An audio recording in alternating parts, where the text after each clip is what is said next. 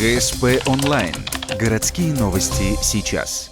Вторник, 16:00, Дом молодежи. Встреча по вопросам капремонта многоквартирных домов. На вопросы отвечают замминистра архитектуры Коми и гендиректор регионального фонда по ремонту МКД. В противовес прошлой встрече сегодня отвечают на вопросы населения.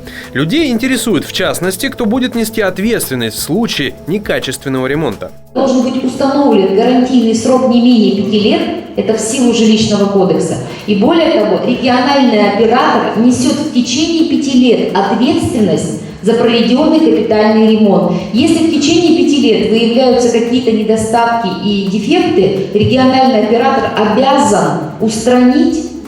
Помимо ответов на вопросы, гости из столицы республики разъяснили основные тезисы по капремонту МКД.